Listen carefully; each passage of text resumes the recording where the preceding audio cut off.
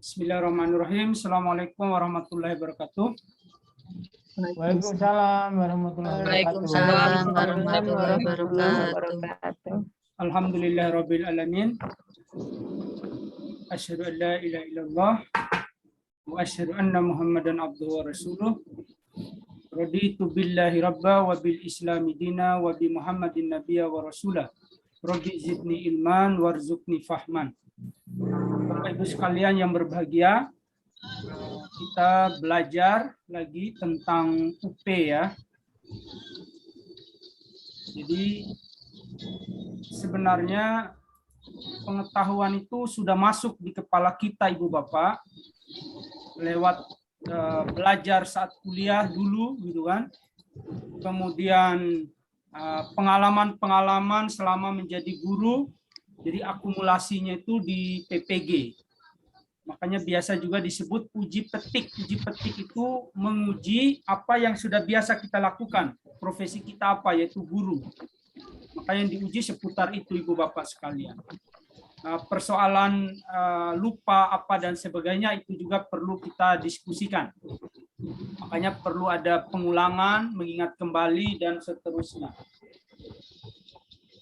Karena semua pengetahuan itu sudah ada di kepala kita, Ibu Bapak sekalian, karena itu perlu dipanggil kembali. Nah, bagaimana biar keluar itu ilmu?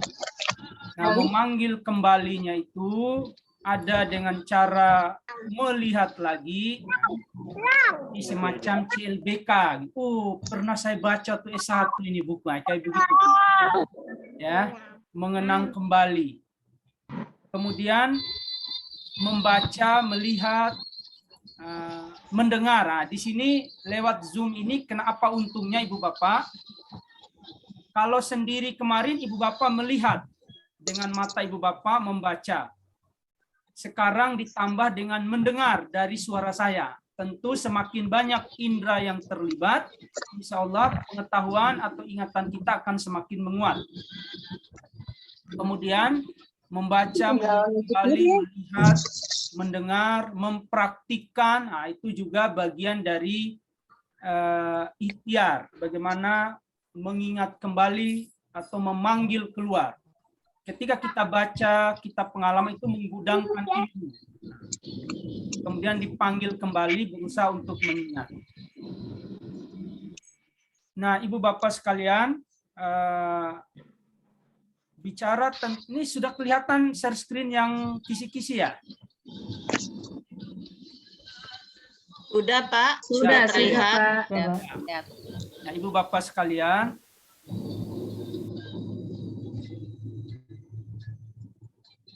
telaah yang mudah adalah membaca kisi-kisi. Nah, ini banyak sekali nih kisi-kisinya ini. Ada berapa ini? 100 lebih ini. 120, nah gambarannya. Karena UPSD itu 120. Tidak akan jauh dari sini, Bu Bapak sekalian. Tidak akan jauh dari sini. Nah, semalam itu sudah sampai 20 ya. Nah, tidak apa-apa, kita lanjut dulu. Nanti ada waktunya kita akan mengulang kembali. Ya.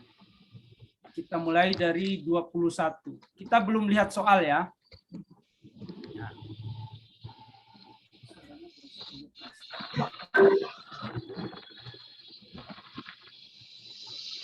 Di sini mampu merumuskan indikator capaian pembelajaran berpikir tingkat tinggi, berarti bicara HOTS, materi 5 mapel yang harus dimiliki peserta didik ya. Menguasai berbagai teori perkembangan anak. Berarti teori perkembangan anak Ibu Bapak, teori kognitif, teori behavior, termasuk teori-teori belajar, teori perkembangan peserta didik.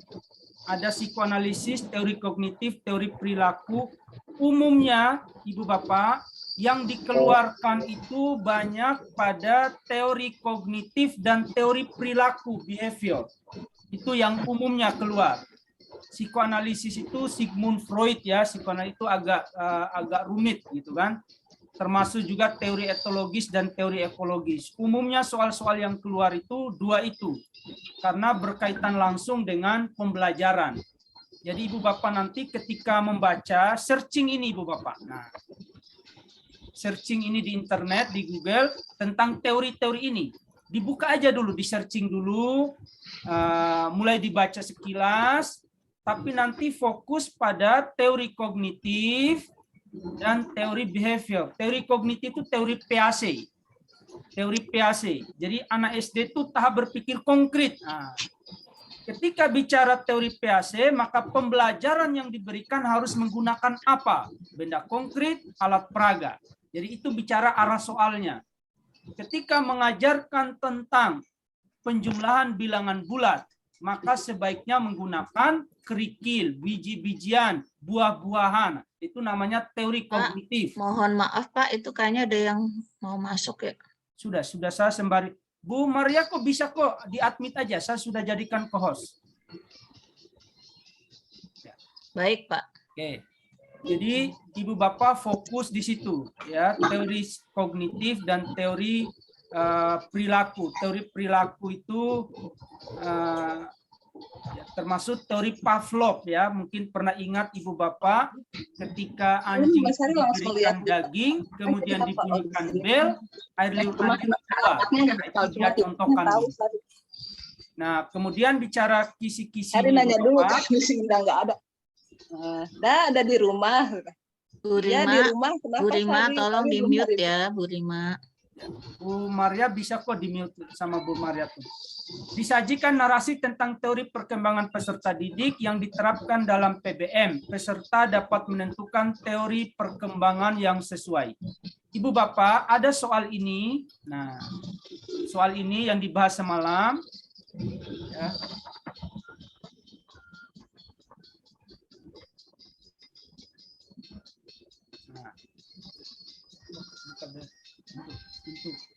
Nah, ini kan indikator nih. Kalau kita langsung baca dari sini, buka pintu atau bunyi bel? Nah, kalau kita membaca soal ini, Ibu Bapak, kita sulit memprediksi gitu. Ya, memprediksi model soal lain. Makanya saya selalu membahasnya dari kisi-kisi. Ini soalnya, ini indikatornya nih, Ibu Bapak, yang ada di sini. Nah, ketika bicara teori perkembangan, maka kita kembali ke sini. Nah, ya, jadi indikator soal nomor 21 tadi ini indikatornya. Jadi soal ini bisa saja teori perkembangan yang dikeluarkan itu teori kognitif, bisa saja teori perilaku, bisa saja teori psikoanalisis atau belajar sosial. Umumnya dua itu. Teori kognitif dan teori perilaku. Teori belajar sosial juga bisa, teori Bandura, ya, teori konstruktivis masuk di sini Bu Bapak. Konstruktivis itu PAC. Itu konstruktivis itu peserta didik dapat mengkonstruksi atau membangun atau membentuk pengetahuannya sendiri. Jadi disajikan narasi. Kalau ada kata-kata narasi, pasti soalnya soal cerita, begitu. Paragraf, narasi tentang teori perkembangan peserta didik. Nah, sekarang kita lihat soalnya. Perkembangan kognitif. Nah, berarti soal ini, indikator ini mengambil teori perkembangan kognitif. Nah, berarti teori kognitif diambil. Bukan psikoanalisis, bukan teori yang lain, tapi teori kognitif. Jadi salah satu dari itu. Kita lihat soalnya. Perkembangan kognitif seorang anak terjadi saat berinteraksi dengan lingkungan. Ya, ketika berinteraksi itu anak memperoleh skema yaitu kategori pengetahuan, ya, kategori pengetahuan yang membantu dalam menginterpretasi. Ini kurang lengkap soalnya ini. Ada satu kata sebenarnya menginterpretasi apa dan dunia begitu. Nah, bisa menginterpretasi dirinya dan dunia atau lingkungannya. Proses penambahan informasi baru ke dalam skema yang sudah ada disebut. Nah, Ibu Bapak baca skema kognitif. Yang ada itu ada asosiasi, ada. Pertama, ketika kita memandang misalnya Ibu Bapak melihat sebuah benda, sebutlah mangga. Nah, dilihat itu oleh panca indera, indera mata yang pakai. Maka muncullah sensasi, sense itu kan kepekaan, sense itu indera. Nah, dari situ masuk diasosiasi ke otak. Nah, nanti akan muncul sensasi, muncul persepsi, akan muncul asimilasi dan seterusnya. Baca teori skema kognitif. Nah, seperti itu Ibu Bapak sekalian. Skema yang proses penambahan informasi baru ke dalam skema yang sudah ada disebut. Ibu Bapak cari skema kognitif PAC.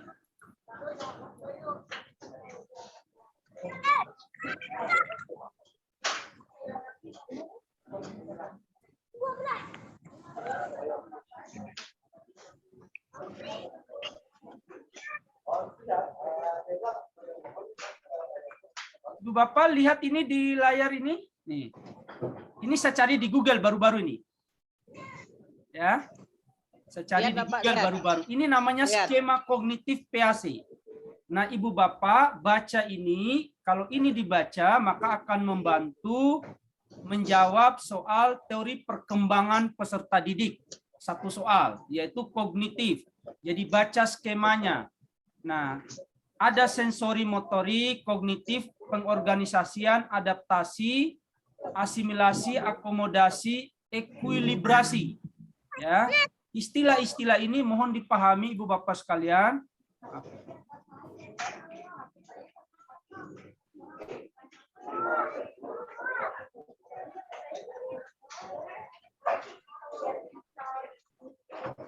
Ini di Google-nya ini. Nah,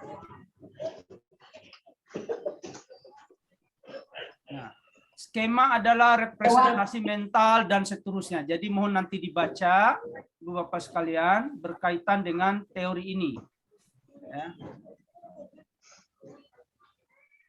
Asimilasi, proses penerapan skema yang sudah kita miliki untuk memahami sesuatu yang baru.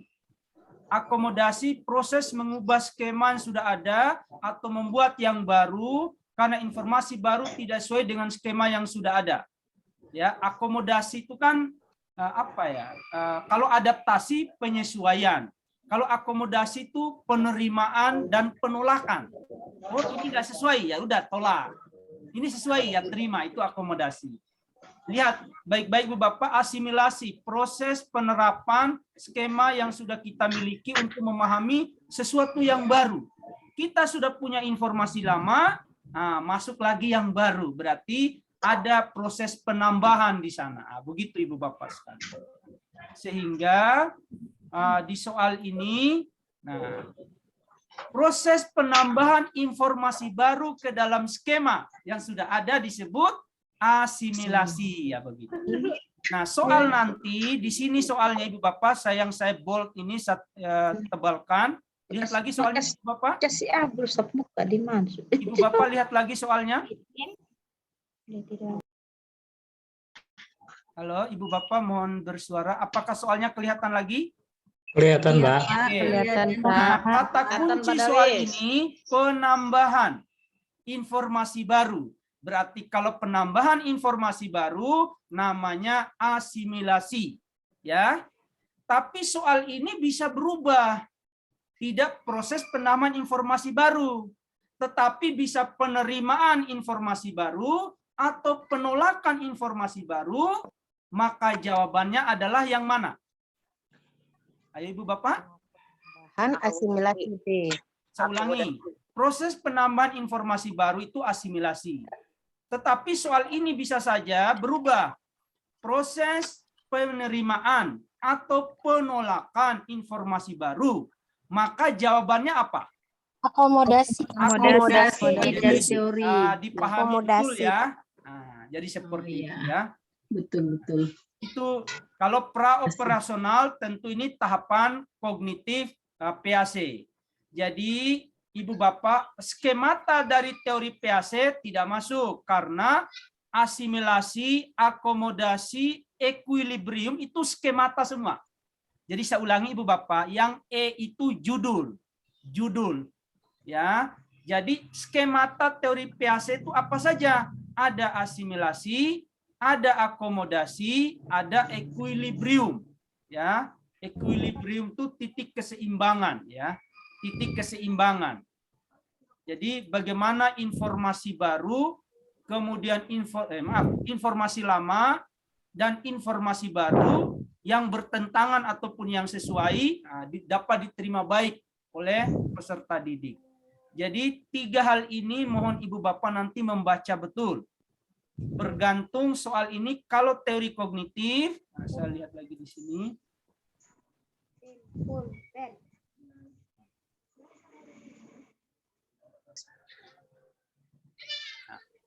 Nah, Ibu Bapak sekalian, kalau teori kognitif berarti ada 3 kemungkinan. Kalau saya ulangi ya, kalau soal mengeluarkan perkembangan peserta didik menggunakan teori kognitif, maka kemungkinan soalnya ada 3.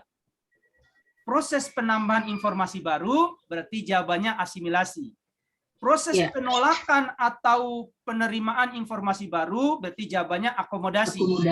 Nah, proses penyeimbangan penyesuaian berarti equilibrium. Equilibrium. Itu kalau berkenaan dengan kognitif PAC, skema. Ada kata-kata skema.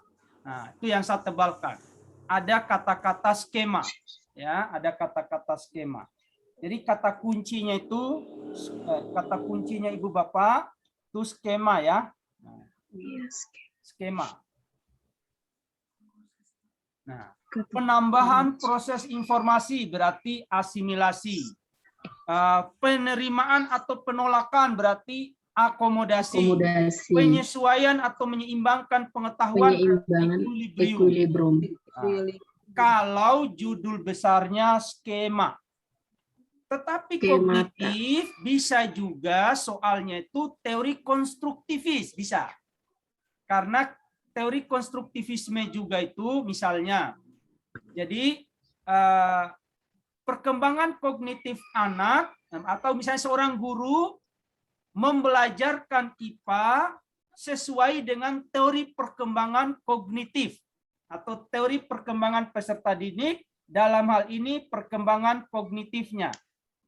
Maka tujuan pembelajaran yang sesuai atau proses pembelajaran yang sesuai adalah misalnya guru menjelaskan materi, tentu tidak, tapi anak membangun konsepnya sendiri, konstruktivis masuk. Jadi di situ arah kognitif. Ya, seperti itu Ibu Bapak sekalian. Kalau yang keluar itu teori perkembangan peserta didik yang perilaku, ya perilaku. Perilaku to behavior, perilaku to behavior, ya berarti pembiasaan, pengulangan, ya drill itu behavior, ya. Jadi perilaku.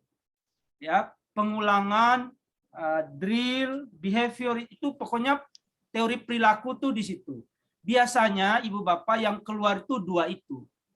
Nah, tapi kalau pembelajaran modern yang pembelajaran abad 21, pembelajaran kurikulum 2013 lebih mengakomodir teori kognitif Ibu Bapak ketimbang teori perilaku.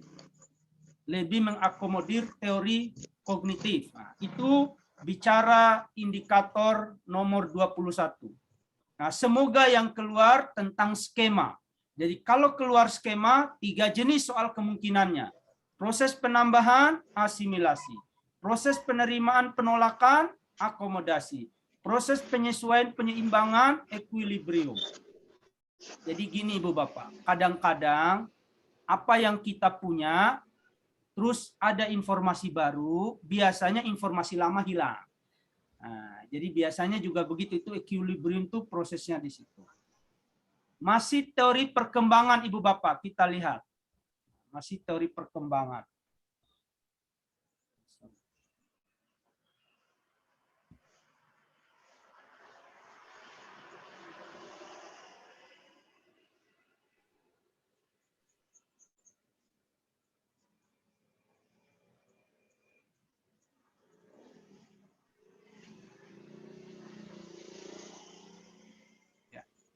Kita lanjut ke soal berikutnya.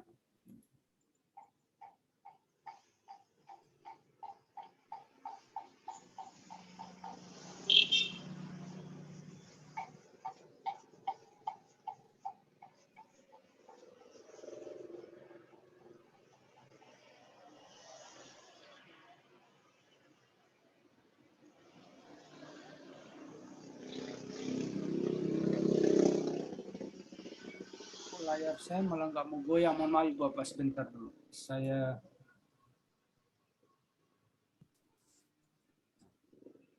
Ctrl Z dulu, Pak. Pembahasan soal. ya kita teruskan Ibu Bapak.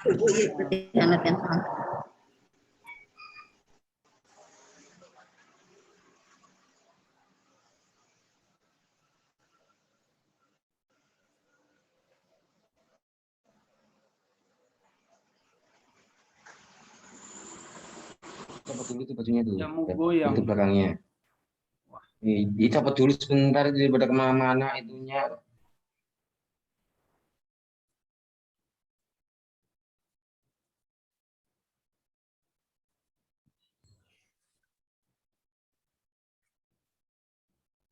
Ya. Soal nomor 22, indikatornya masih sama, teori perkembangan peserta didik. Kita lihat PDF-nya. Ini lihat Ibu Bapak, 22 ini nggak ada indikatornya ya. Berarti dia menggunakan indikator yang sama, 21. Kita lihat soalnya. Disajikan narasi tentang teori perkembangan peserta didik. Ya. Masih sama dengan di atas. Kita lihat soalnya. Dalam sebuah proses pembelajaran di SD, guru memberikan kesempatan kepada siswa untuk melakukan kerja mandiri dengan diskusi per kelompok. Berdasarkan teori perkembangan peserta didik, teori yang digunakan oleh guru adalah, Ibu Bapak, ada kata-kata kerja mandiri. Ya, ada kata-kata kerja mandiri. Nah, kalau bicara kerja mandiri, ya berarti peserta didik membangun pengetahuannya sendiri tanpa intervensi. Berarti itu konstruktivis namanya. Ya. Konstruktivis. Konstruktivis itu kognitif juga, cuman tidak berkaitan karena itu bagian, karena kognitif itu tidak melulu konstruktivis gitu. Jadi behavior jelas tidak, humanis jelas tidak, sibernetik jelas tidak. Ya. Jadi nanti dibaca lagi Bu Bapak, karena siapa tahu soal yang keluar nanti malah berkaitan dengan humanistik, behavior atau sibernetik, nanti dilihat lagi. Ya, jadi konstruktivis, membangun kerja mandiri, ya. Melakukan kerja mandiri, konstruktivis. Ibu Bapak, ini teori belajar, teori perkembangan. Nah, nanti lari ke metode belajar. Jadi guru ingin peserta didik melakukan kerja mandiri, maka model pembelajaran yang diambil adalah begitu nanti. Ya, bisa PBL, PJBL, tapi nggak mungkin bersanding itu. Karena problem based, discovery, inquiry, project based, scientific, itu konstruktivis semua itu. Konstruktivis semua. Jadi saya ulangi Ibu Bapak, ketika dilarikan ke model dan pendekatan pembelajaran, tidak mungkin bersanding itu kalau ada kata kunci konstruktivis. Karena semuanya itu konstruktivis. Jadi seperti itu ya. Membangun kerja mandiri, membangun pengetahuannya sendiri, dan seterusnya. 23. Disajikan narasi PBM dengan kegiatan pembelajaran yang terkait dengan teori belajar. Apakah 23 sudah punya indikator sendiri? Oke, sudah punya ya. Teori belajar dibaca Ibu Bapak. Buka Google teori-teori belajar. Teori belajar behavioristik, teori belajar konstruktivistik, sosial, teori belajar sosial, teori belajar kognitif. Ya. Jadi kata kuncinya di situ. Di sini dibatasi nih. Diberikan narasi PBM dan kegiatan pembelajaran yang terkait dengan teori belajar, peserta didik dapat menganalisis teori belajar yang sesuai. Dalam sebuah proses pembelajaran, seorang guru akan melakukan pembelajaran dan menerapkan teori pembelajaran behaviorisme. Nah, teori perubahan perilaku. Perubahan perilaku itu harus ada stimulus respon. Guru ngasih apa, siswa melakukan apa. Itu intinya.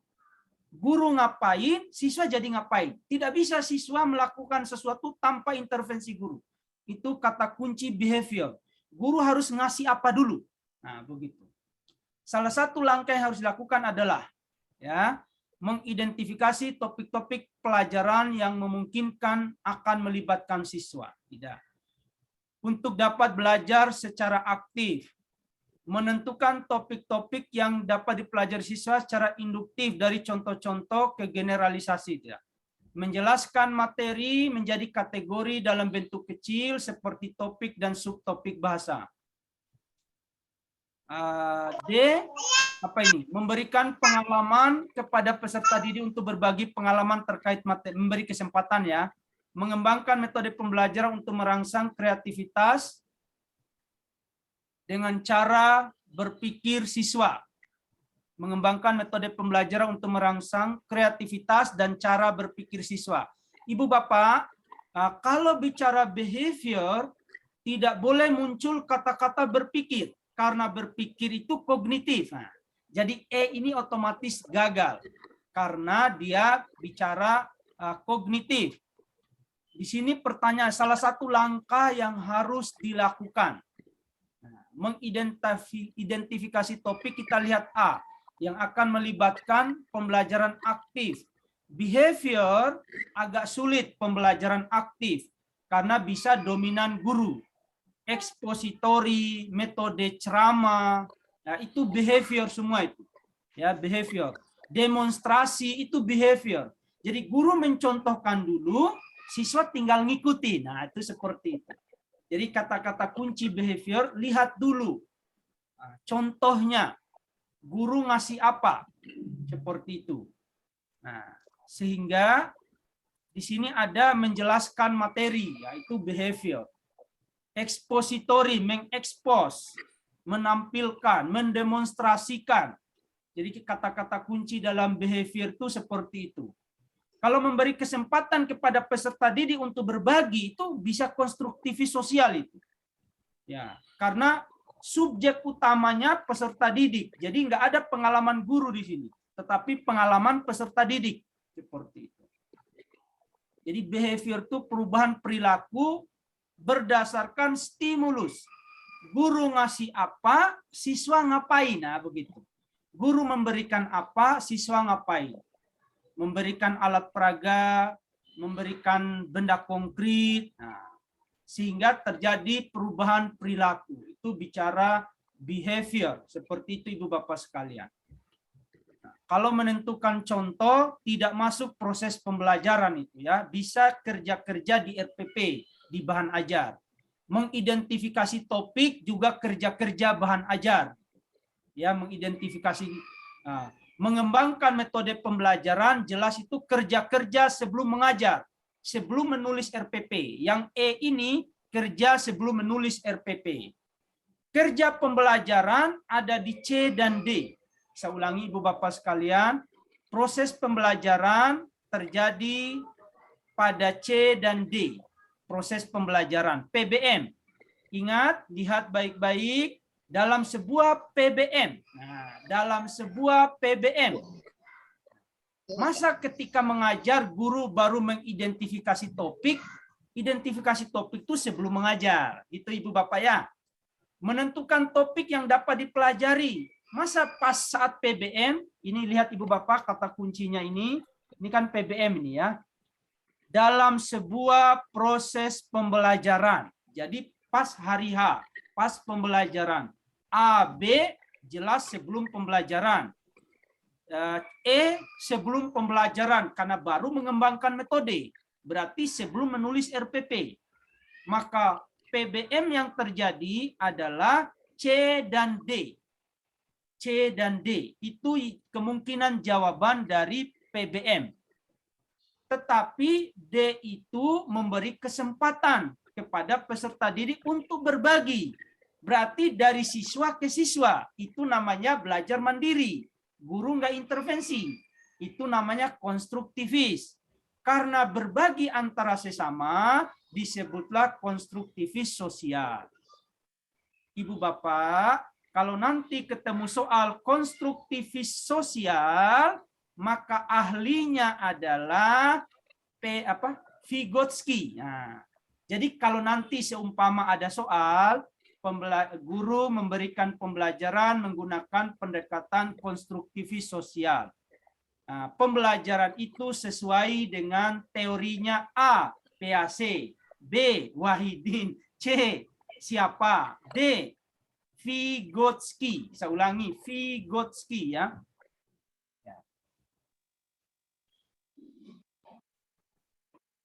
Vygotsky.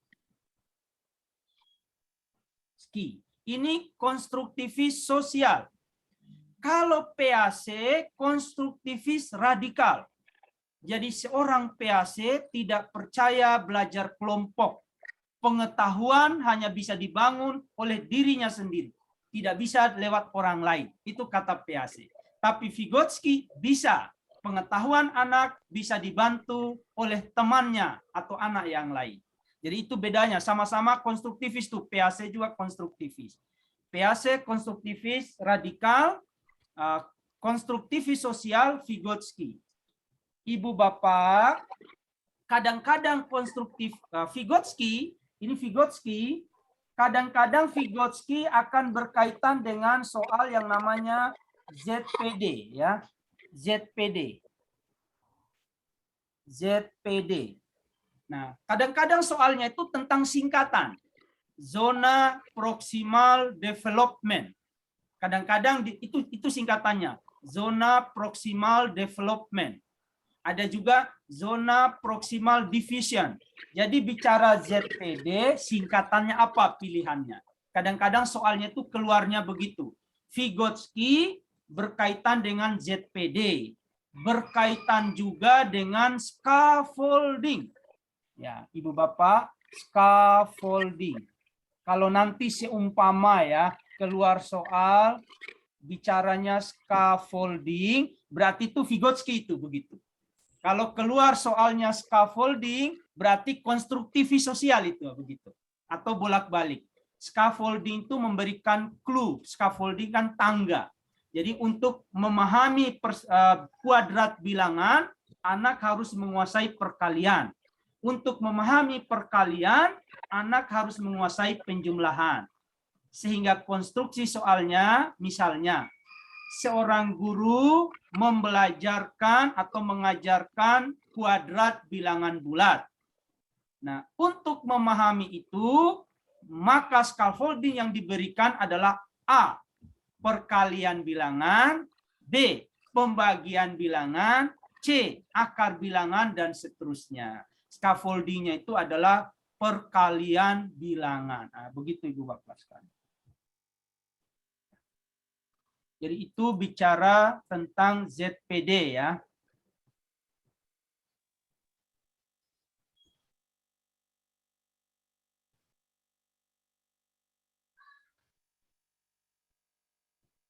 Vygotsky, scaffolding, ZPD, konstruktivis sosial.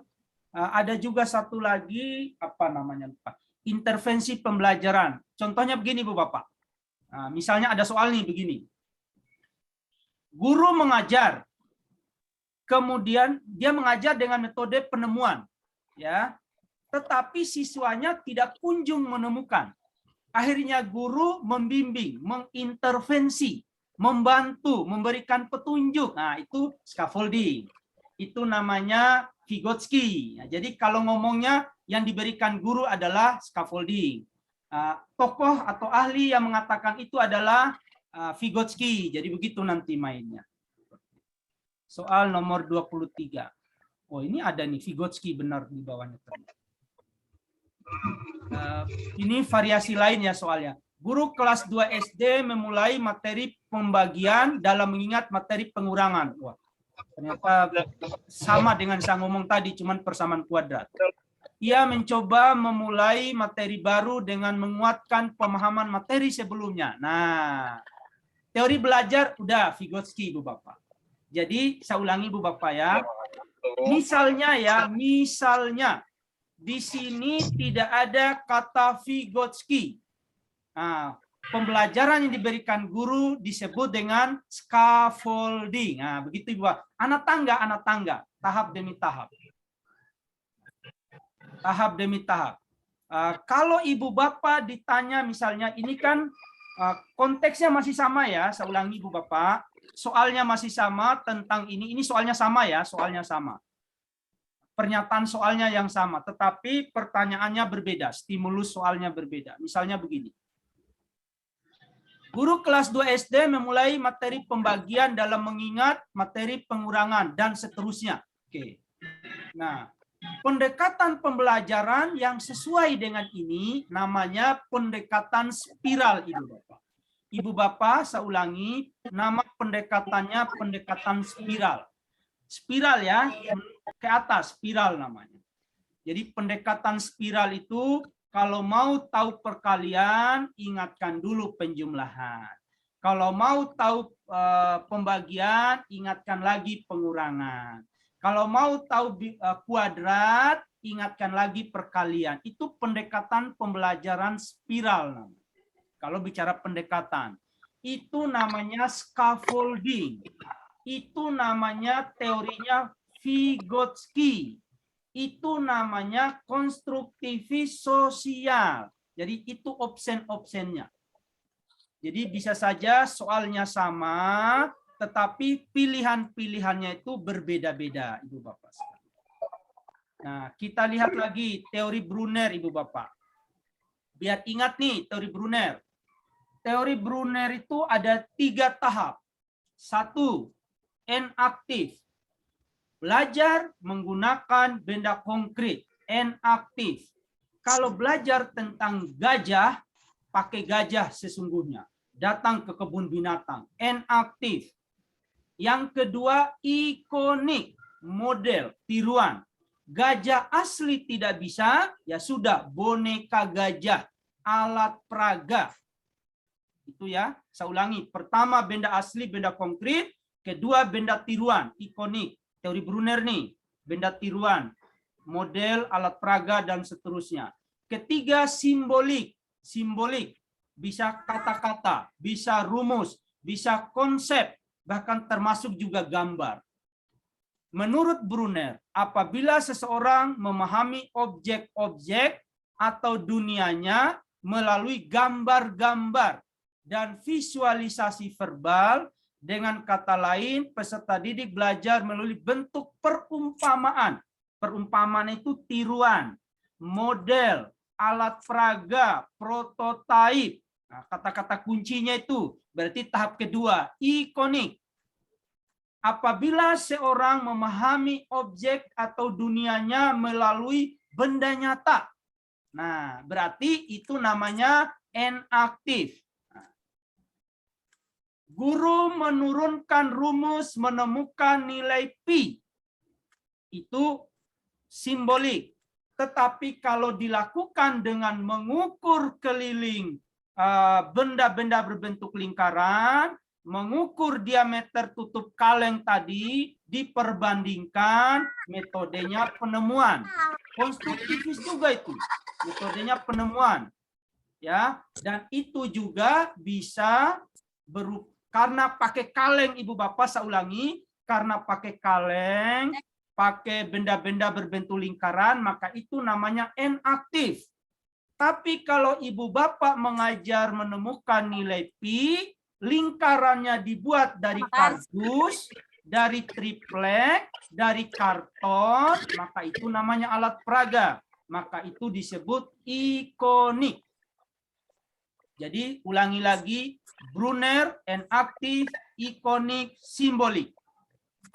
Ini teori-teori yang terkenal nih ya, PAC, tahap berpikir konkret, ya, semi konkret, berpikir formal. Anak SD berpikir konkret, maka harus pakai benda-benda nyata. sejalan dengan teori Brunner.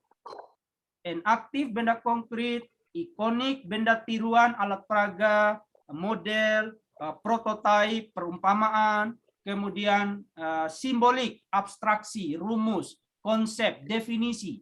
Jadi kalau ibu bapak mengajar langsung definisi, itu teori Brunnernya tahapan ketiga.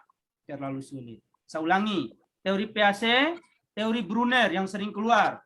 Yang kedua, teori Ausubel. Ausubel ya. Nanti cari tahu nama lengkapnya ya. Ausubel. Ausubel itu teori belajar bermakna, meaningful learning. Ya, belajar bermakna. Belajar bermakna nggak bisa hafalan, nggak bisa sekedar menjelaskan. Belajar bermakna itu konstruktivis juga, menemukan konsep, itu belajar bermakna. Teori Ausubel belajar bermakna. Contoh soalnya kehidupan nyata. Soalnya soal cerita. Soalnya pemecahan masalah. Soalnya berkaitan dengan diri anak. Itu Ausubel. Saya ulangi kembali. Ada PAC, kemudian ada Brunner, ada Ausubel. Yang keempat, yang sering keluar, teori DNS namanya. Zoltan P. DNS. Ini teori-teori belajar Ibu Bapak ya. Nah, DNS itu kata kuncinya metode permainan. Metode bermain. Intinya belajar menyenangkan. Jadi soalnya bagaimana? Seorang guru kelas 3 SD, di tengah muridnya bosan belajar, guru menggunakan lagu untuk belajar. Guru menggunakan permainan untuk belajar. Guru menggunakan yel-yel untuk belajar. Guru menggunakan puzzle untuk belajar. Menggunakan pantun untuk belajar. Berarti hal ini sejalan dengan teori belajar. A. PAC, B. Ausubel, dan seterusnya. Jawabannya adalah teori DNS. Ibu Bapak. DNS itu belajar dengan metode permainan. Intinya menyenangkan. Nah, saya ulangi kembali. PAC, Brunner, Ausubel, DNS, teori Vygotsky tadi yang keluar. Ya, kalau teori-teori behavior umumnya teori Pavlov yang anjing itu Ibu Bapak sekalian. Yang dikasih daging, kasih bel, air liurnya keluar. Itu teori-teorinya. Oke. Jadi ini luar biasa soalnya ini teori-teori belajar. Dia mengeluarkan teori Brunner. Besok kalau yang keluar teori DNS, saya sudah siap. Begitu kira-kira Ibu Bapak. Kalau besok yang keluar teori Ausubel, oke, aman, sudah siap. Nah, jadi guru mengajak peserta didik untuk belajar apa itu? Perkembangbiakan tumbuhan yang vegetatif ya Bapak Ibu ya, yang mencangkok, populasi. Saya kurang ingat, itu vegetatif ya. Populasi, tunas, ya. Guru misalnya mengajarkan mencangkok, kemudian mengajak peserta didik praktikum mencangkok di kebun sekolah. Itu pembelajaran bermakna itu Ausubel tuh. Mencangkok tidak senang ya, bukan teori DNS itu. Teori belajar yang mengutamakan perubahan tingkah laku. Udah, nggak usah mikir lagi. Ketika ada kata-kata perubahan tingkah laku, itu behavioristik. Ibu Bapak ingat juga ketika tujuan pembelajaran kan, A, B, C, D. A, audience, B, behavior, perubahan perilaku. Behavior. Kata kuncinya perubahan tingkah laku. Itu tentang teori belajar. Oke. Jadi variasinya ini bisa banyak ini Bu Bapak. Nanti dipahami betul beberapa teori tadi. Kita lihat 24. Apa ini? Penilaian dan analisis hasil belajar. Penilaian dan analisis hasil belajar. Oke. Ibu Bapak, ada 4 penilaian. umumnya 3 ya. Pengetahuan, sikap, keterampilan. Ada penilaian otentik, penilaian yang sebenarnya. Contoh unjuk kerja. Anak maju baca puisi, apresiasi puisi, dinilai pakai rubrik, itu otentik. Tes formatif bukan otentik. Otentik itu tes yang diberikan bersamaan berlangsungnya pembelajaran. PTS bukan otentik. PAS ulangan harian, ulangan mingguan atau tengah semester, ulangan akhir sekolah, akhir semester, itu bukan otentik. Jadi otentik itu begitu diajarkan langsung itu otentik. Hasil karya anak, portofolio juga otentik. Ya, langsung di situ kelihatan membuat apa itu? Lupa saya, yang pakai kacang-kacang itu Ibu Bapak, mozaik, apalagi temannya itu. Kolase, montase, mozaik itu namanya penilaian otentik, langsung dihadapkan. Tetapi kalau ditugaskan di rumah, kerja di rumah itu enggak otentik, karena bisa jadi yang bikin mamanya. Biar otentik, dia videokan cara bikinnya, kira-kira begitu. Nah, itu juga bagian dari otentik. Ya. Disajikan narasi tentang KD. Penilaian dan analisis hasil belajar peserta dapat menentukan alat penilaian. Oke, Ibu Bapak. Banyak sekali soal di UP itu selalu narasinya diberikan KD, diberikan KD, diberikan KD, diberikan KD. Saya ulangi. Banyak soal diberikan KD.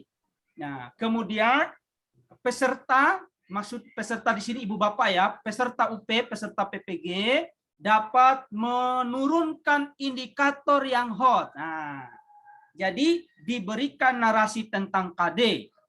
KD-nya diberikan, bisa KD IPA 3 titik berapa, bisa KD IPS 3 titik berapa, silakan. Nah, indikator yang hot adalah A, B, C, D. Soalnya bisa lagi begini, diberikan KD dan indikator.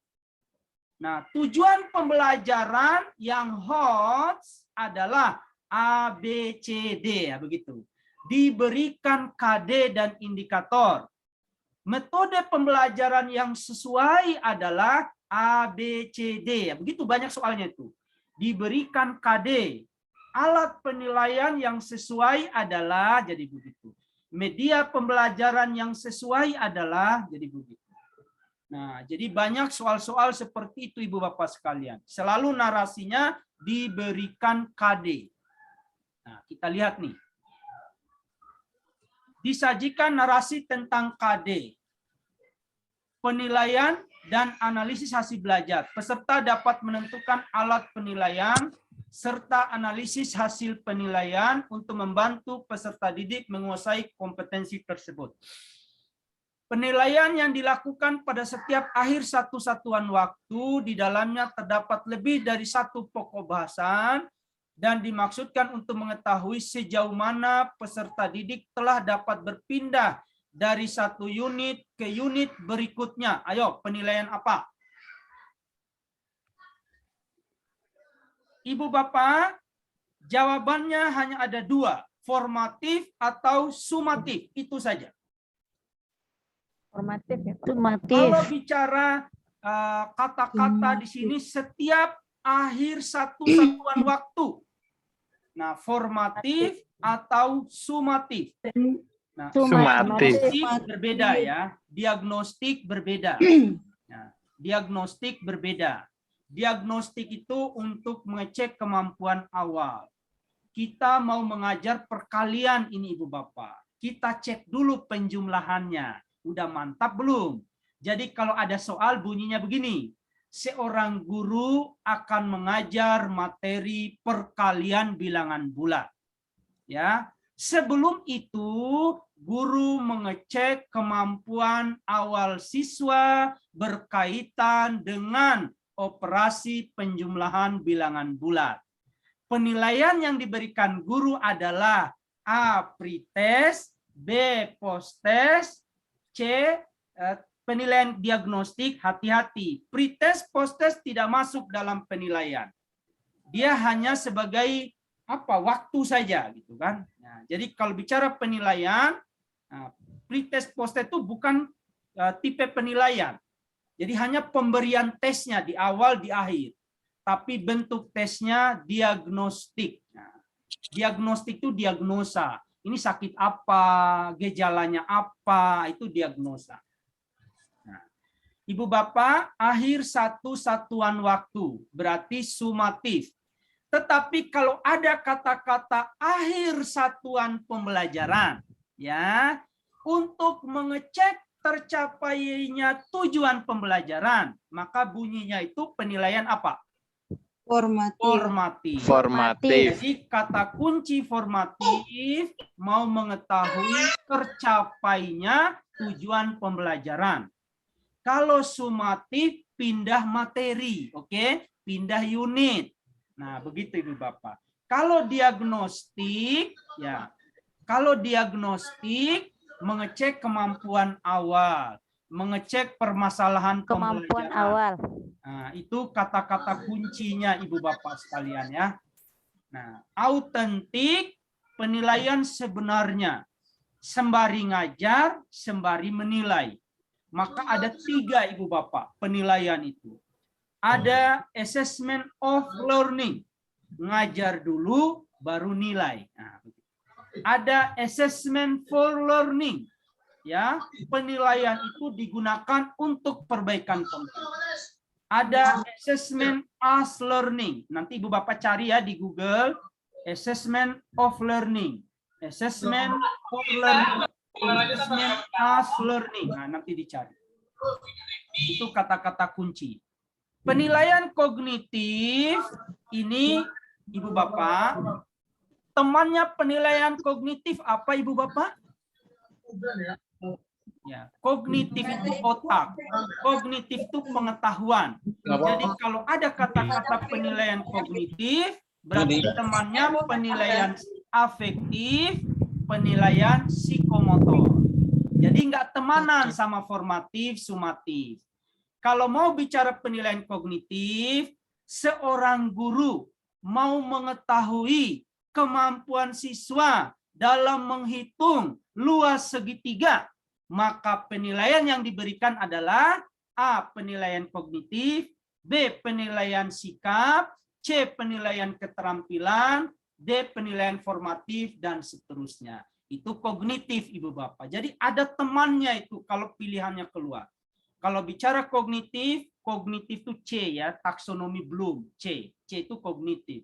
Temannya afektif, psikomotor kalau pakai bahasa asing. Kalau pakai bahasa Indonesia, penilaian pengetahuan, penilaian sikap, penilaian keterampilan. Begitu Ibu Bapak memahami penilaian. Kalau mencapai tujuan pembelajaran berarti formatif. Kalau menguasai unit materi, pindah materi satu satuan waktu berarti sumatif. Satu satuan waktu begini Ibu Bapak. Ketika Ibu Bapak melihat apa itu program semester, kan ada KD, ada materi pelajaran 4 kali 2 JP, nah, begitu. Berarti 4 kali 2 JP materi itu, berarti habis itu tes sumatif. Nah, ketika materinya terlampaui banyak, misalnya pertemuannya 8 pertemuan, 8 kali 2 JP, berarti dibuatlah tes subsumatif. Kita lanjutkan. Nah, ada lagi kelanjutannya ini, masih indikator yang sama, Ibu Bapak. Dalam K13 menggunakan penilaian otentik dalam mengukur perkembangan belajar atau hasil belajar. Selanjutnya ada proses reformasi atau penyempurnaan dalam penilaian, yaitu penilaian berorientasi HOTS. HOTS harus dimiliki oleh peserta didik dalam rangka mempersiapkan perkembangan peserta didik yang mampu memenuhi tantangan dan kebutuhan abad 21, yaitu terbentuknya pribadi yang kreatif, inovatif, dan mempunyai daya saing yang tinggi. Semua hal positif yang diharapkan ada pada peserta didik dapat diwujudkan dengan treatment. Treatment itu perlakuan. Treatment itu metode apa Ibu ngajar. Treatment itu media apa Ibu mengajar. Treatment itu perlakuan-perlakuan, intervensi, pengkondisian yang tepat dalam pembelajaran yang dilakukan, yang terdapat di dalamnya tersebut tentang bagaimana penilaian dilakukan.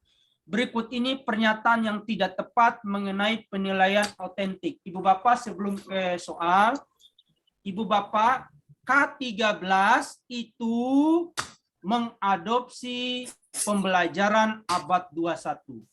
Ada 4C abad 21. Critical thinking, creative thinking, communication, kolaborasi. Ada tambah lagi 6C itu dibaca, tapi fokusnya 4C itu. Pembelajarannya berorientasi HOTS. Penilaiannya berorientasi HOTS. Apa itu HOTS? Berpikir tingkat tinggi, C4 ke atas. C4, C5, C6. Itu HOTS. HOTS itu soal berpikir kritis. HOTS itu soal berpikir kreatif. HOTS itu soal pemecahan masalah, problem solving. Jadi selain 4C, selain C4, C5, C6, HOTS itu kritis, kreatif, pemecahan masalah. Itu tentang HOTS. Oke. Bentuk penilaian yang menghendaki peserta didik menampilkan sikap, menggunakan pengetahuan dan keterampilan yang diperoleh dari pembelajaran saat di dalam kelas. Perhatikan. Nah, di dalam kelas. Tidak boleh setelah keluar dari kelas baru kasih soal. Tidak otentik lagi. Jadi otentik itu pembelajaran saat berlangsungnya. Jadi penilaian proses pembelajaran. Makanya mata kuliah kita dulu kan Ibu Bapak kan EPHB. Evaluasi proses dan hasil belajar. Proses itulah yang otentik. Kita lihat lagi pilihan kedua. Soal pertama, option pertama bisa masuk karena ada saat di dalam kelas. Penilaian otentik dilakukan secara komprehensif untuk menilai dari masukan, proses, dan keluaran yang mengukur hasil belajar peserta didik melalui ranah sikap, pengetahuan, dan keterampilan. Ibu Bapak, perhatikan. Penilaian komprehensif. Mau menilai saat siswa masuk inputnya, prosesnya, keluarnya. Kira-kira itu tes apa? Ayo Ibu Bapak. Penilaian komprehensif. Kira-kira tes apa itu? Dari masuk, dari proses, dari keluaran. Ya ujian nasional, ya prestasi belajar, nilai rapot, nilai ijazah. Nah, teknik dan instrumen penilaian kompetensi keterampilan. Pendidik menilai kompetensi keterampilan melalui penilaian kinerja. Ini juga masuk otentik. Yang B juga masuk otentik, masuk. Maaf, yang mana tadi? Yang C masuk otentik. Jadi penilaian kinerja, unjuk kerja itu juga otentik karena kita langsung melihat. Nah, ini C masuk, A juga bisa masuk, nanti kita pilih mana yang lebih relevan. B gagal. E, teknik dan instrumen penilaian kompetensi pengetahuan. Pendidik menilai kompetensi pengetahuan melalui tes tulis, tes lisan, dan penugasan. Nah, kata-kata penugasan kerjakannya di mana, Ibu Bapak? Ya, bisa di dalam kelas, bisa juga di rumah. Umumnya di rumah. Ya, umumnya di rumah. Teknik dan instrumen yang digunakan untuk menilai kompetensi sikap antara lain observasi, ya, penilaian diri, penilaian antar peserta didik, jurnal dan wawancara. Ibu Bapak sekalian. Ibu Bapak, perhatikan baik-baik. Lihat yang C. Halo, lihat yang C. Yang C yang dinilai apanya? Ibu Bapak, yang C. Keterampilan. Keterampilan. Yang D. Pengetahuan. Yang E. Sikap. Yang A. Sikap. Yang A. Sikap, pengetahuan, dan keterampilan. Nah, gitu saja Ibu Bapak sekalian. Jadi jawaban C, D, E itu boleh, tetapi tidak otentik kalau hanya keterampilan saja. Kalau hanya kalau hanya pengetahuan saja. Kalau hanya sikap saja. Di A itu ada sikap, ada pengetahuan, ada keterampilan, lengkap. Dan kata kuncinya saat di dalam kelas. Saya ulangi Ibu Bapak, otentik saat di dalam kelas.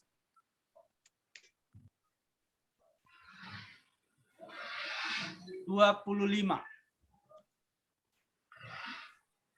Kompetensi pedagogik. Kompetensi pedagogik. Karakteristik peserta didik, penguasaan teori belajar, dan prinsip pembelajaran. Ibu Bapak, kompetensi pedagogik. 1. Kompetensi pedagogik nih. Kompetensi pedagogik guru. Ibu Bapak tahu teori perkembangan peserta didik. Ibu Bapak tahu teori belajar.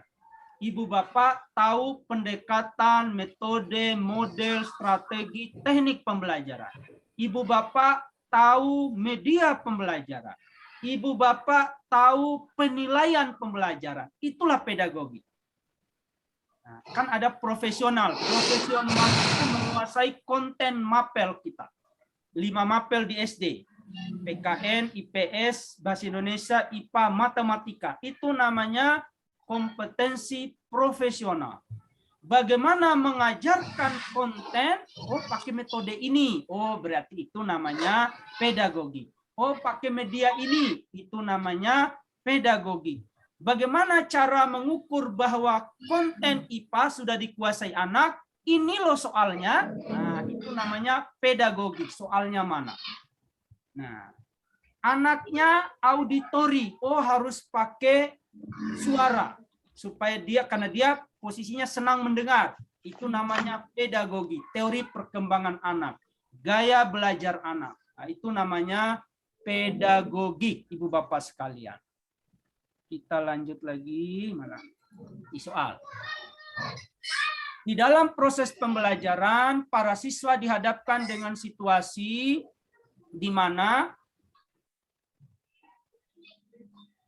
ia bebas untuk mengumpulkan data, membuat dugaan, mencoba-coba, mencari dan menemukan keteraturan pola, menggeneralisasi, atau menyusun rumus beserta bentuk umum, membuktikan benar tidaknya dugaan itu. Hal ini merupakan penerapan teori belajar jelas konstruktivis.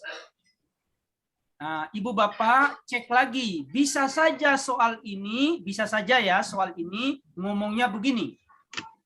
Ini kan namanya sintaks, tahapan-tahapan pembelajaran. Hal ini merupakan penerapan model pembelajaran A, problem based learning, B, discovery learning. Bisa saja soalnya begitu. Maka saya menyarankan Ibu Bapak mohon dibaca sintaks PBL, PJBL, discovery, inquiry, termasuk tahapan saintifik. Saintifik bukan sintaks ya, tahapannya itu. Saya ulangi Ibu Bapak, ketik PBL, buka Google, cari gambar. Akan muncul gambar sintaksnya. Jangan terlalu banyak membaca teorinya. PBL, problem based, kata kunci pertama orientasi pada masalah. Nah, begitu kira-kira. Project based learning, ujung akhirnya ada produk Ibu Bapak. Kira-kira begitu Ibu Bapak.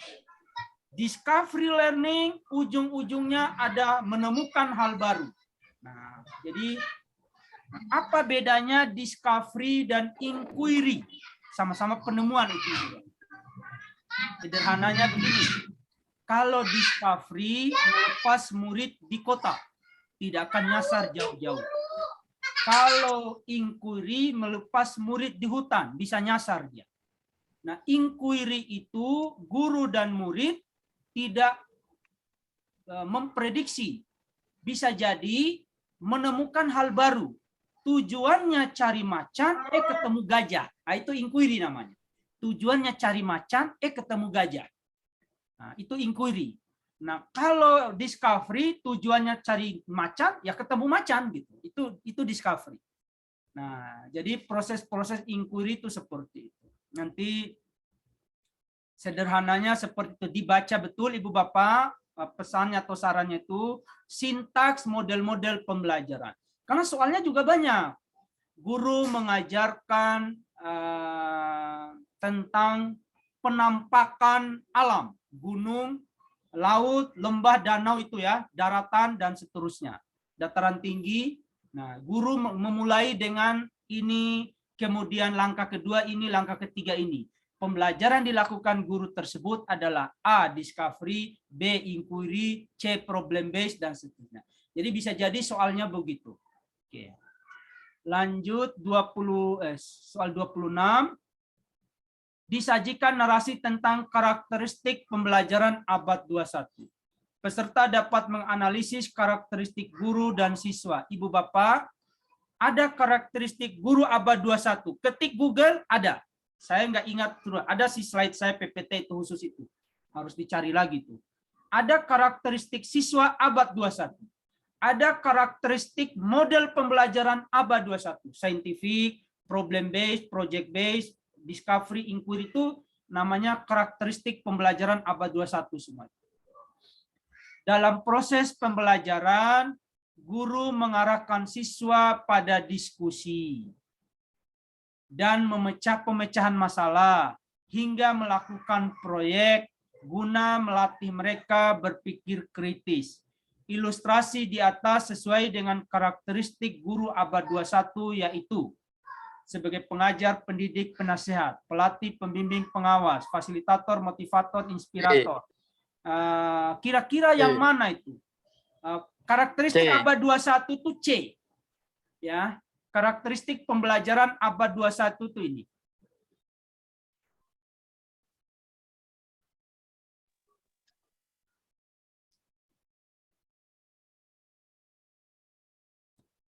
Karakteristik guru abad 21.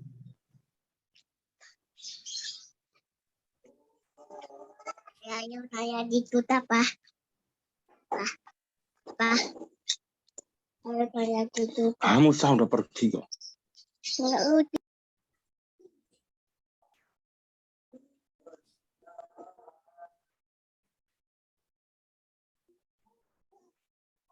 Ini juga karakteristik pembelajaran abad 21 Ibu Bapak, nanti dilihat-lihat lagi.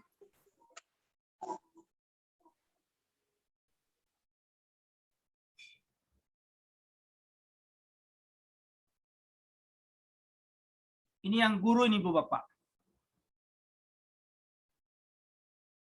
Ini termasuk juga ini ya. Pemimpin, model, kolaborator, risk taker itu apa ya? Yang mengurangi risiko ya. Komunikator, the learner, nanti dicari lagi yang berbahasa Indonesia itu sesuai panduan kurikulum kita. Nanti Ibu Bapak bisa cari lagi. Untuk mengembangkan profesionalismenya, guru abad 21 harus memiliki minat baca yang tinggi. Berikut yang tidak menunjukkan minat baca tinggi adalah, saya kira ini tidak terlalu sulit lah. Mana Ibu Bapak? Yang tidak menunjukkan minat baca tinggi. D. Yang D, Pak. D. Ini gaya pengecohnya D. kacau ini. Jadi D. ini terlalu mudah ya, terlalu mudah. Pengecohnya kacau ini.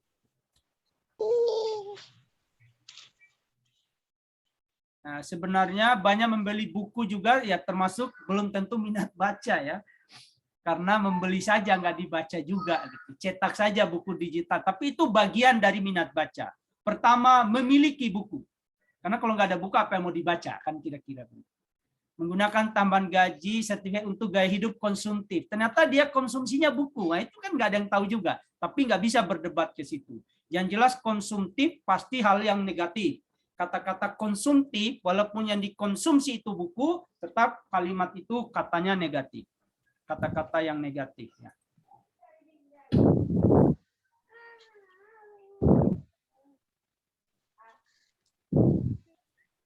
Penerapan model pembelajaran konstruktivis seperti diskusi, curah pendapat, dan debat dimaksudkan untuk mengembangkan keterampilan siswa, yaitu berpikir kritis, pemecahan masalah, komunikasi, kreativitas, kolaboratif, inovasi, cara membaca, menulis, keterampilan menyiapkan diri, oke, keterampilan berinteraksi dengan oke.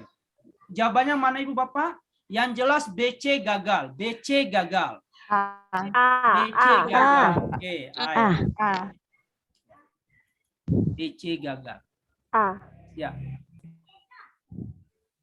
Mudah sekali kalau dilihat itu, kalau diskusi, debat, pasti ada kata-kata komunikasi.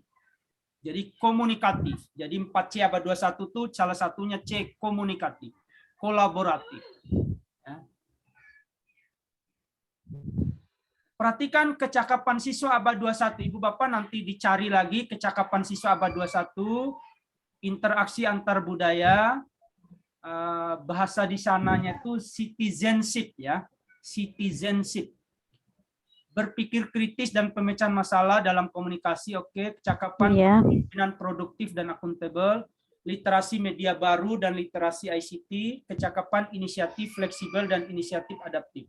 Kecakapan yang tergolong kecakapan hidup dan karir, yaitu, ayo Ibu Bapak, hidup dan karir.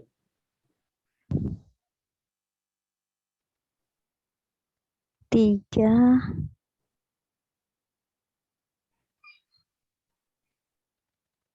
Jelas satu harus masuk. 2, 4, dan 5. Karena B. bicara hidup. 1, 3, dan 5. 1, 3, ada 5. Satu tuh harus masuk. 1, 3, 5. 3 dan 5. Kecakapan hidup, karir. Kalau kecakapan inisiatif fleksibel itu termasuk dari berpikir kreatif Ibu Bapak ya. Fleksibel itu kemampuan memberikan jawaban lebih dari satu. Kemampuan melakukan hal dengan berbagai cara. Itu fleksibel namanya. 1, 3, 5 Pak. 1, 3. Yang B.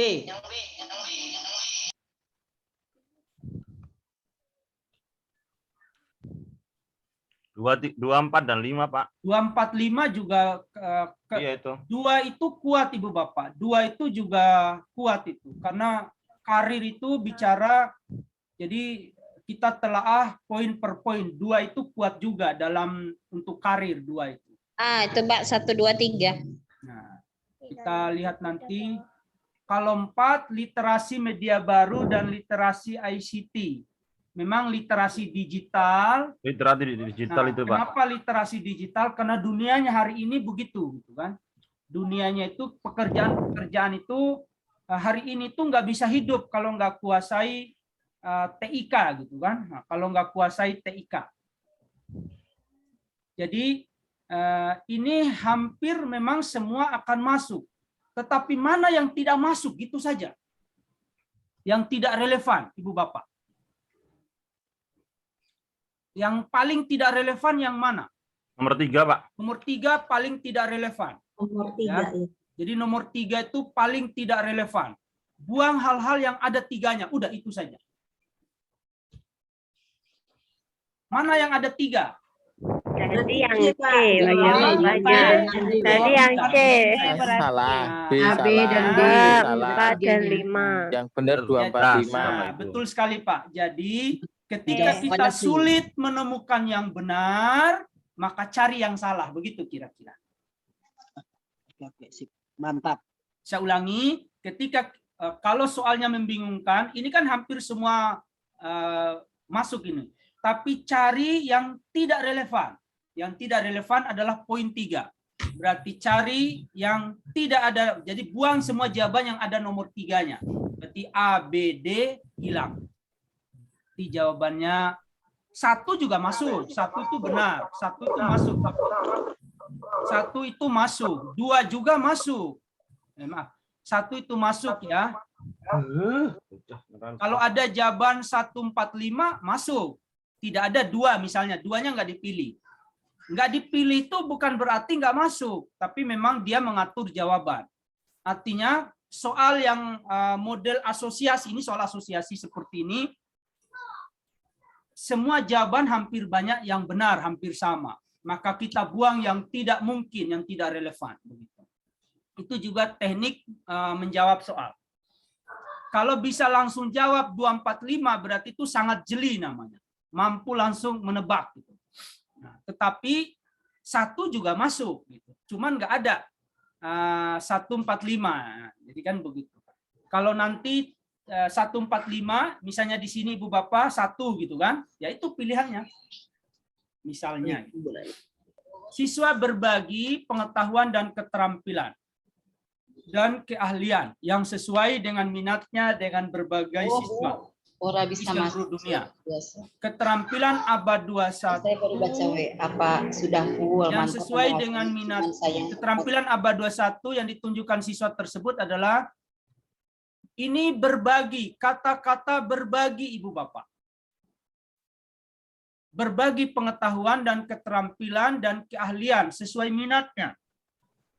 Nah, mana yang relevan? B, Pak. B. B, kecakapan sosial. Tidak mungkin CD. Yang A, Pak. Tidak mungkin CD. A, Pak. Begitu. A. Nah, antara Kemampuan A dan B. bekerja sama. Nah, antara A dan B. Di sini ada kecakapan sosial, ada kemampuan bekerja sama dalam tim. Ya. Kemampuan bekerja sama dalam tim. Kecakapan sosial dalam abad 21 itu ada enggak? Yang ada itu networking, ya. Teamwork. Nanti dicek lagi Bu Bapak, saya agak ragu di sini. Ada enggak kalau yang A itu cenderung ke networking ya atau teamwork. Kecakapan sosial ada enggak? Nah, mohon dicari lagi. Untuk memilih yang pasti soal ini tidak mungkin C dan D. Nah, A dan B itu mirip. Nah, kecakapan sosial juga itu bekerja sama, saling berbagi, itu juga kepekaan sosial juga itu. Tapi apakah ada? Jadi di sini sosial dan bekerja sama dalam itu sosial juga, kehidupan sosial. Bekerja sama dalam tim itu kehidupan sosial. Masalahnya cari kata kunci. Apakah ada kata kecakapan sosial? Jika ada, oke gitu. Seperti itu. Kalau di soal ini saya rasa lebih ke A, Pak. Lebih ke A Karena ya. Lebih ke diskusi kerjasama dalam pembelajaran ini dianggapnya. Oke. Kalau sosial itu lebih luas dalam kehidupan bermasyarakat. Ya, ya. Jadi lebih ke A. Siswa berbagi pengetahuan. Di sini keterampilan abad 21. Salah satu keterampilannya kolaboratif, Pak. Kolaborasi, ya. Iya. Di keterampilan itu ada tulisannya kolaborasi ya. Iya. Kolaborasi itu bekerja sama dalam tim. Jadi berarti lebih dekat ke yang A ya.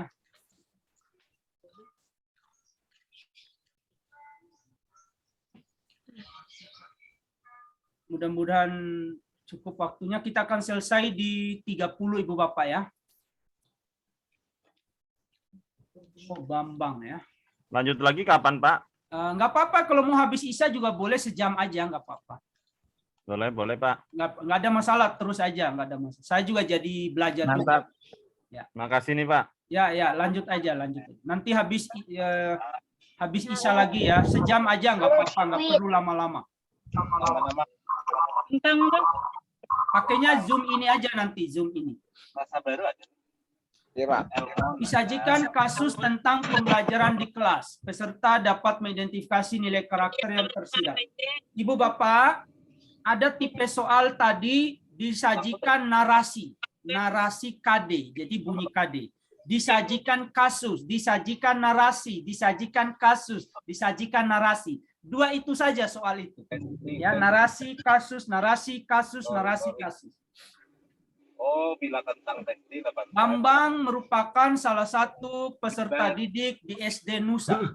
Dia selalu ketinggalan pembelajaran. Mengarang sebab dia memiliki buku tulis, tidak memiliki buku tulis. Dia hanya memiliki satu buku untuk semua catatan. Oke, jangan terlalu lama. Kondisi ekonomi, oke. Dori sebagai teman satu meja, diam-diam berikan kado buku tulis. Tindakan lakukan Dodi merupakan salah satu bentuk keberhasilan pembelajaran dalam menanamkan nilai karakter peduli, ya sudah. Mudah sekali lah. Udah. Tetapi kasus ini bisa kena semua nanti Bu Bapak. Bisa jadi Bambang ini sering berbuat salah. Sehingga teman-temannya marah gitu kan. Tetapi saat Bambang mengerjakan tidak ada satupun yang memberikan bantuan alat tulis misalnya. Tetapi Dodi mau memberikannya. Itu bukan peduli lagi. Itu sudah pemaaf itu. Karena tidak ada kata-kata Bambang ini anak miskin, nggak ada. Anak yatim piatu nggak ada. Jadi kalau ada kata-kata gini ya iba. Jadi bisa saja Bambang ketua kelompok. Dia mengajak temannya segala macam gini. Kalau bicara ketua kelompok, berarti karakternya apa Ibu Bapak? Tanggung jawab. Tanggung jawab. Itu ya, tanggung jawab. Nah, karakternya rajin. Karakter rajin itu begini. Ada soal atau tidak ada soal, ada PR atau tidak PR, dia tetap belajar. Nah, itu anak rajin ini anak.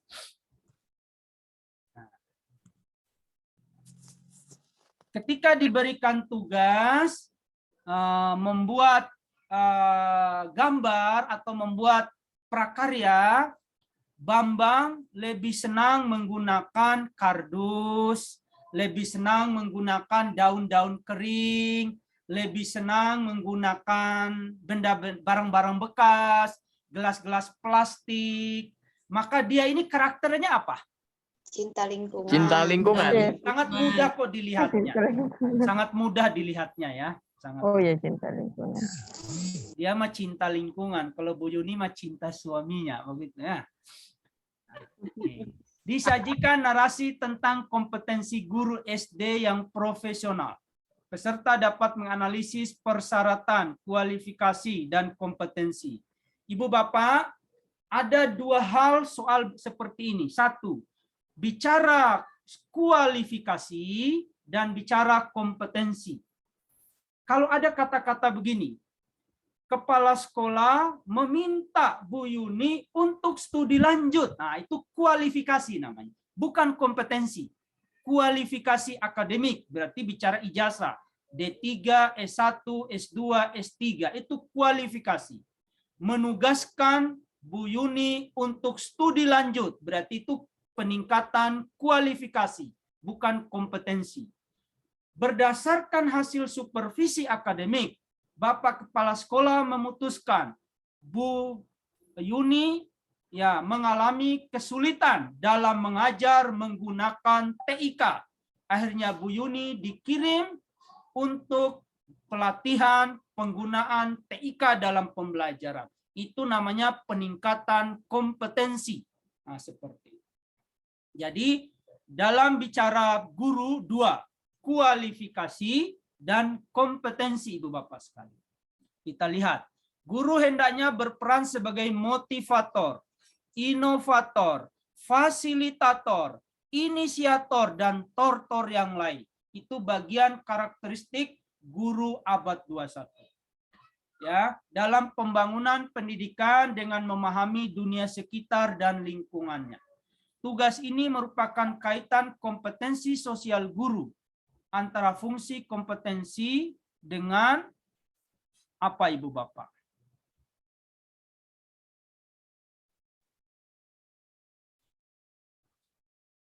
B.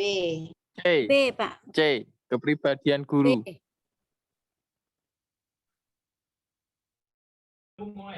Nah, jadi B, ini sosial guru. kaitan kompetensi sosial dengan apa? Itu aja pertanyaannya.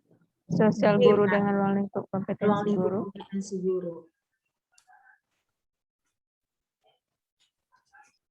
Ini redaksi soalnya juga nggak menarik ya. Kurang menarik redaksinya ini. Jadi di sini nih kaitan kompetensi guru antara fungsi kompetensi dengan apa gitu. Fungsi kompetensi dengan apa? Ayo Ibu Bapak. Kepribadian. Kepribadian Sebagai guru motivator dengan dan kepribadian sebagai guru. motivator dan inovator. Ibu Bapak, ini sedang ngomong kompetensi sosial. Saya ulangi ya. Ini sedang ngomong kompetensi sosial guru, huruf yang saya tebalkan. Tidak ngomong yang lain. Sedang ngomong itu ya. Antara fungsi kompetensi, nah, jadi kemudian di dalam kompetensi itu ada fungsi kompetensi, saya garis bawahi dengan titik-titik apa, nah, begitu.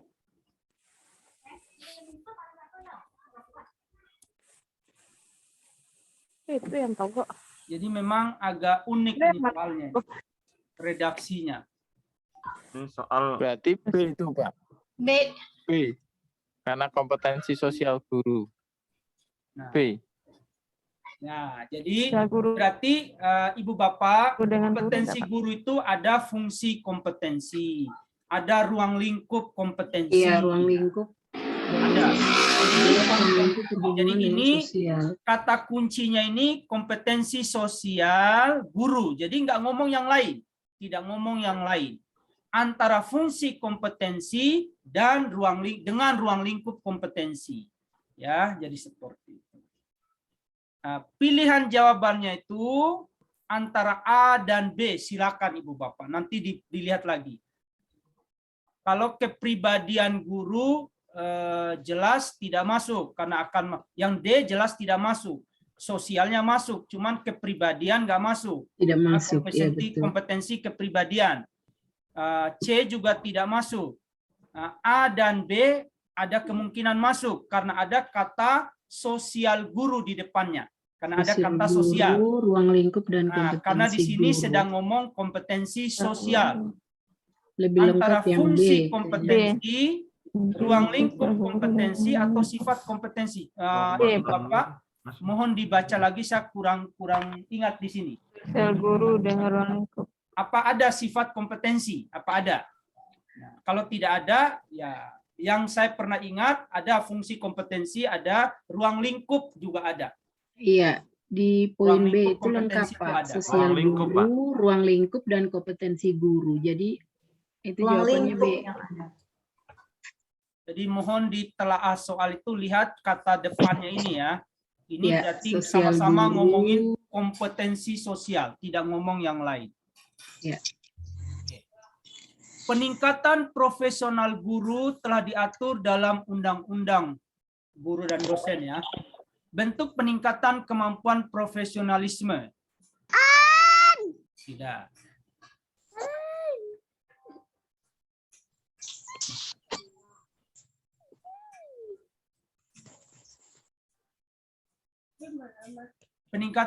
Peningkatan profesional.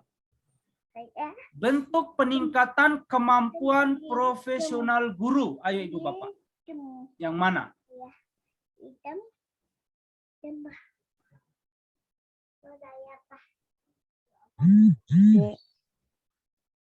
D. A gagal. A gagal. C juga gagal. C sepertinya Pak. C gagal. Antara Karena C C dan itu D. kualifikasi. Oh iya. Tunggu dulu. Iya, Maaf. betul. Sabar dulu Itu Ibu kan Bapak. Karena ini nggak ada kualifikasi. ngomong-ngomong kompetensi ya. Peningkatan profesional guru. Oke. Bentuk Oke. peningkatan kemampuan profesional guru yang dimaksud adalah D Bukannya C. pendidikan guru minimal itu dia Proses pembelajaran kualifikasi. tidak lagi bersifat Kalau B tidak. teacher sentral. A Kalau B gagal, sudah A gagal, Pak. Bentuk B gagal. profesional. ya. Mengutamakan pengembangan. Karena berpusat pada guru. B. B dan D Pak. B itu bisa masuk B. Ya, jelas guru profesional itu guru yang tidak teacher center, gitu kan, berpusat pada siswa sekarang. B itu bisa masuk. Kalau C memang Undang-Undang Nomor 14 memang mengharuskan pendidikan guru minimal S1 dan D4. Tapi itu berkaitan dengan kualifikasi. Kualifikasi. Kualifikasi. Jadi Kualifikasi. ada lagi bunyi bentuk peningkatan kemampuan profesional guru yang dimaksud. Nah, kalau kata-kata kemampuan ini, Ibu Bapak, kemampuan ini lebih dekat ke apa? Kompetensi, kan? Ya, Pengembangan betul. kompetensi. Jadi kemampuan itu kompetensi. Kalau Kompetensi kualifikasi, pribadi. nomor C juga benar, itu bunyi undang-undang, tapi berkaitan dengan kualifikasi. Pendidikan jenjang D kayaknya. Jenjang itu Pak. kualifikasi. Mengutamakan Jadi, pengembangan Ibu Bapak kompetensi silakan tiap pribadi. Istihoro antara B dan D gitu. tentuin aja, tentuin Pak. Pembelajaran tidak berpusat pada guru.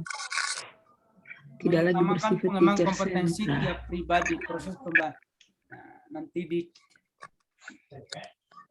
lihat aja apa penjelasan undang-undang. Coba dibuka penjelasan Undang-Undang 14 nomor 25.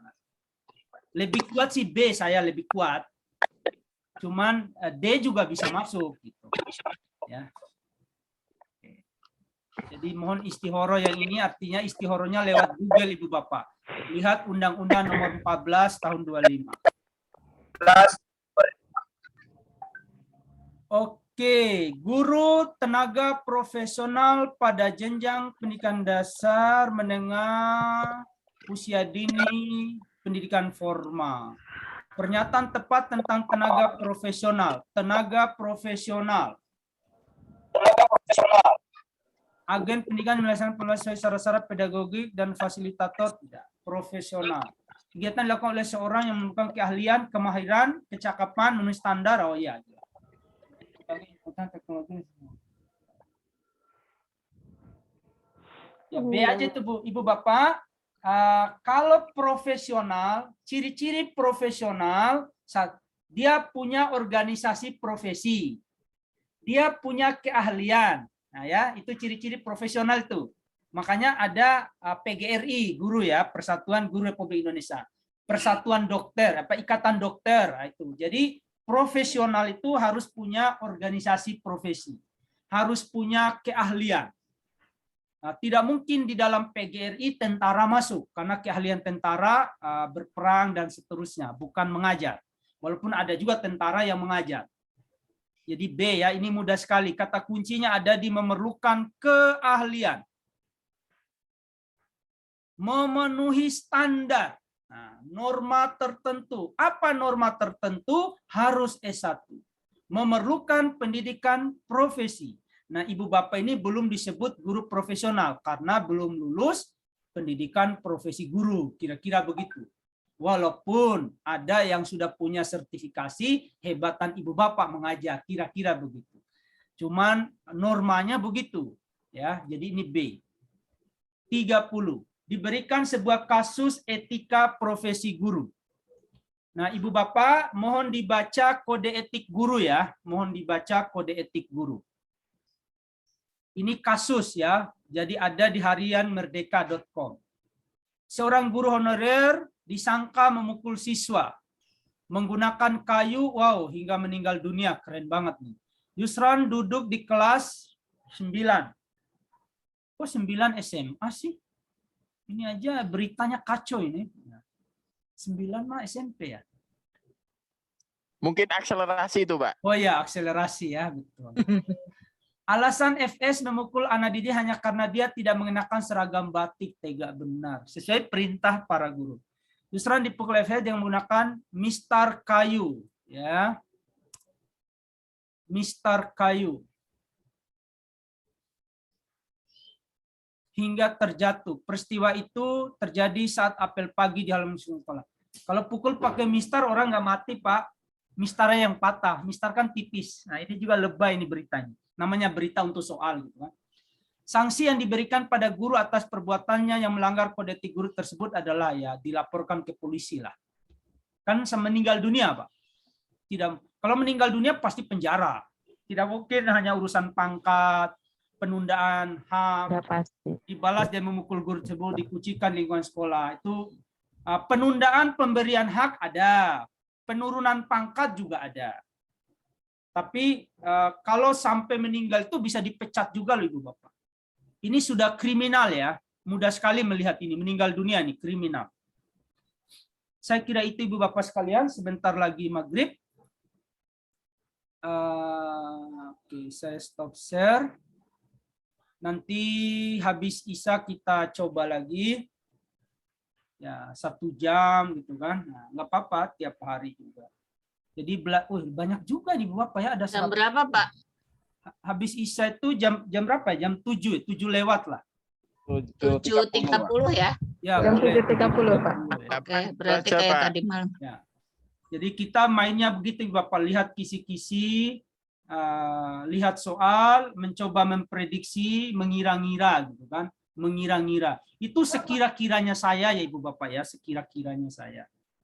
Bisa benar, namanya kira-kira dugaan gitu kan.